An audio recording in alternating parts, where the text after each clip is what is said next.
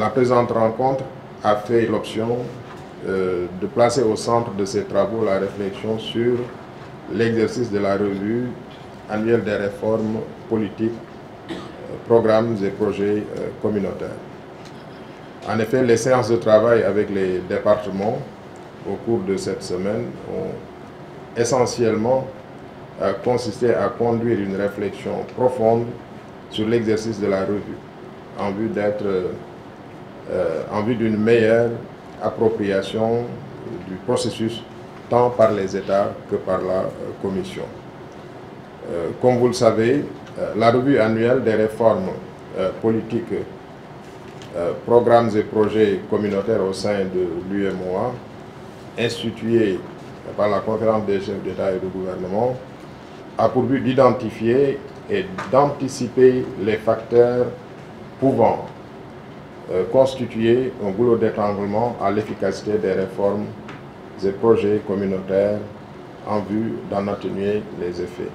C'est une décision de la conférence des chefs d'État qui voulait impulser quand même quelque chose et montrer qu'il ne suffisait pas seulement de faire des réformes, d'adopter des textes, mais que cela devait se traduire par une concrétisation, une matérialisation sur le terrain au profit des populations. Cet exercice, donc, qui en est à sa 8e édition, suscite toujours, comme vous le savez, une forte adhésion des États membres et il a fortement contribué à dynamiser les dispositifs nationaux de suivi de la mise en œuvre, transposition et application donc des textes et des programmes et projets communautaires.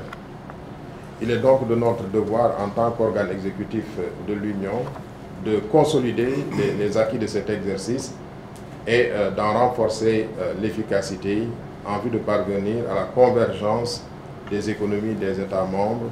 dans le cadre d'un marché ouvert et concurrentiel et d'un environnement juridique rationalisé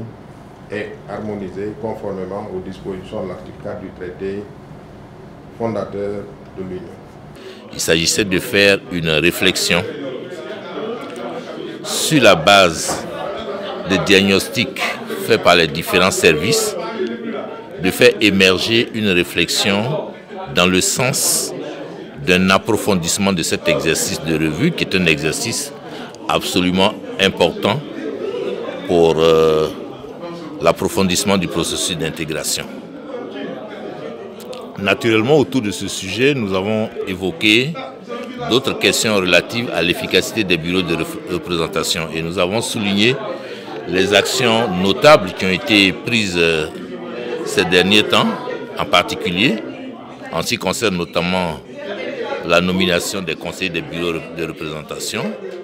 Donc nous avons surtout souligné les actions importantes qui ont été prises pour l'amélioration de l'efficacité des bureaux de représentation et nous avons soulevé quelques préoccupations par rapport à un certain nombre de choses qui restent à être réglées.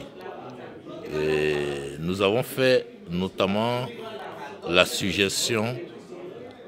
d'avoir une révision complète, enfin plus profonde qu'elle ne l'est actuellement, du cadre d'exécution budgétaire pour permettre au bureau de représentation d'avoir toute la souplesse et toute l'efficacité nécessaire dans l'exécution du budget. Nous repartons satisfaits de cette rencontre parce qu'elle nous a permis à nous représentants résidents de faire une immersion et de mettre en avant un certain nombre de problématiques,